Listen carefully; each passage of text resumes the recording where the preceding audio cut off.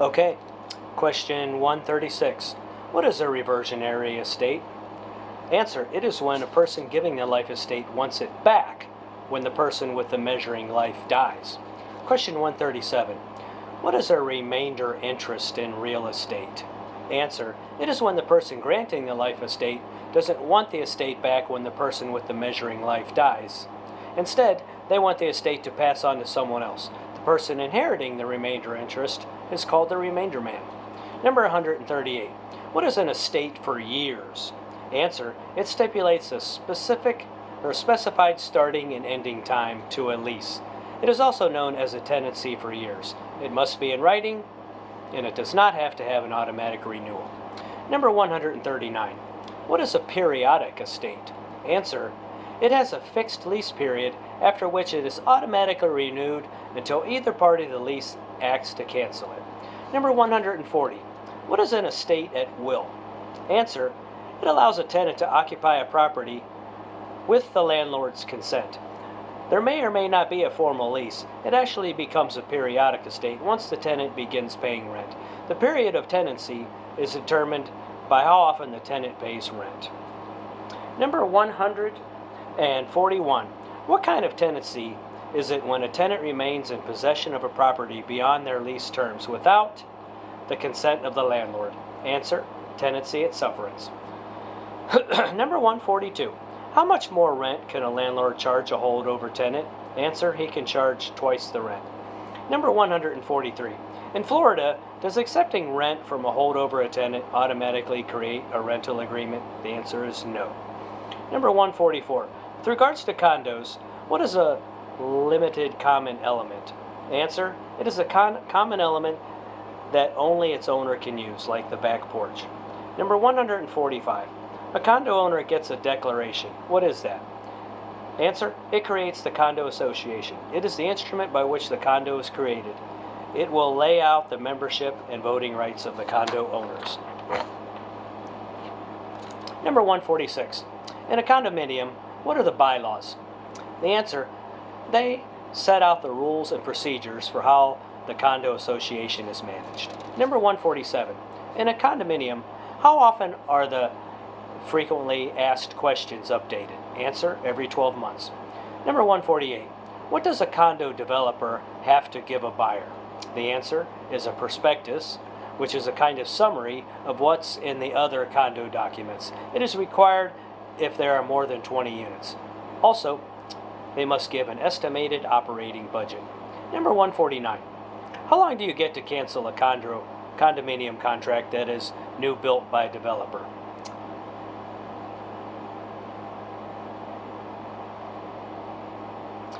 I'll have to come back to that one. Number 148, when a mortgage is used to secure a note and the note is paid in full, what is issued and recorded to clear the title of the lien? The answer: a mortgage satisfaction. Number 149. In Florida, when a mortgage is satisfied, the lender is required to record the satisfaction of the mortgage to remove the lien, then send the borrower a notice of satisfaction of mortgage. How many days does they have to do that? Answer: 60 days. Number 150. What does the covenant of occupancy state? Answer: that the borrower should move in within 60 days and stay for at least a year. Number 151. What is the release clause in a loan? Answer: this typically shows up in a blanket mortgage where individual homes are released from the mortgage as the developer sells them. Number 152. What is an acceleration clause? Answer: the acceleration clause makes the entire loan amount due immediately upon default. Number 153. Is the acceleration clause allowed to be used for anything other than non-payment? Answer: a lender can use if you are not taking care of the property, paying taxes, insurance, etc. Number 154. Why do lenders install the acceleration clause? Answer: without it, a lender would have to sue the borrower for each individual installment payment missed. Number 155. What is the right to reinstate clause? The answer: the right to reinstate clause provides the borrower a way to get back on track by bringing current any delinquent payments so that they can proceed forward in a pre-acceleration environment, making regular monthly payments under the original terms of the contract. Number 156. What is the due on sale alienation clause? The answer: an alienation clause or due on sale clause refers to the provision in the mortgage contract that triggers the right of the lender to demand payment in full of the loan upon the sale or conveyance of the property. Number 157. What is the escalation clause? Answer: this clause gives the lender the right to raise interest rates under certain circumstances. Number 158. What is the condemnation clause? The answer: this clause protects the lender by stipulating that if the government were to force a sale of the property via its power of eminent domain, the borrower would be required to apply the funds from that sale towards the satisfaction of the loan.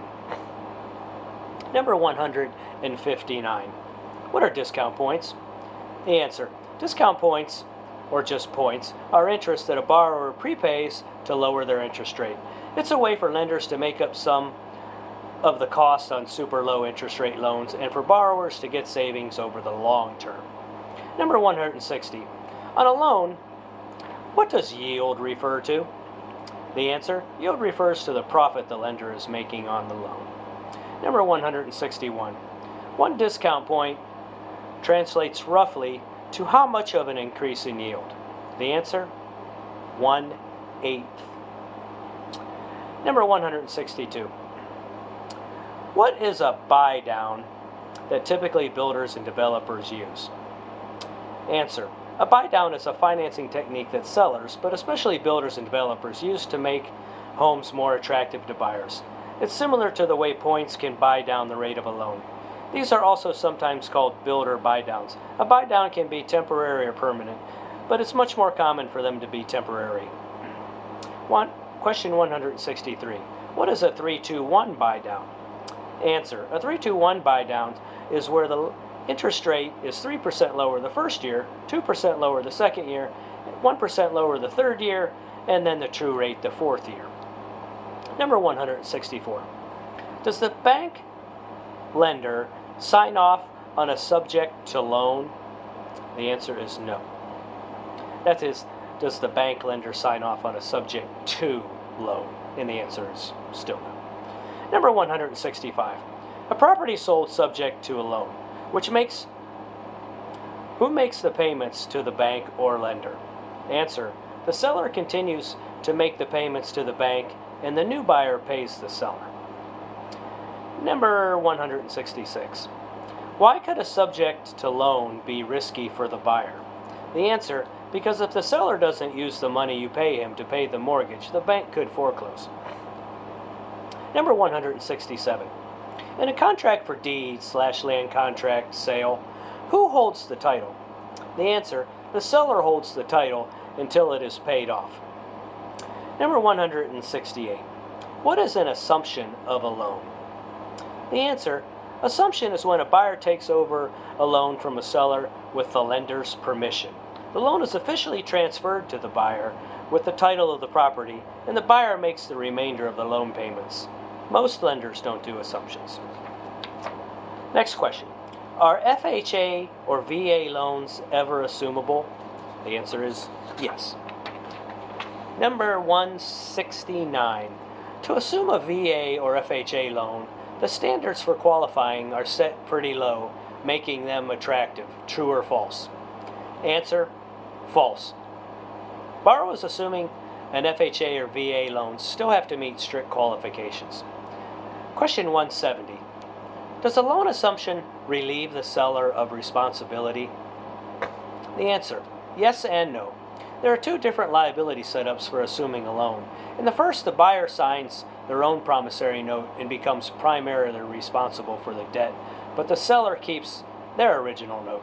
If the buyer stops paying the loan, both buyer and seller are responsible for any outstanding debt after the property is foreclosed on. The other option involves novation, or the substitution of a new contract for an old one. The seller, buyer, and lender all execute a novation agreement. This makes the buyer completely responsible for the loan and the seller footloose and fancy-free. Number 318. What is an estoppel certificate? The answer. An estoppel certificate is used to verify how much is outstanding on the loan. In general, an estoppel certificate certifies that certain facts are true. If the property is part of an HOA, the title company requests an estoppel certificate form from the HOA, as well as testifying that there are no outstanding liens. Number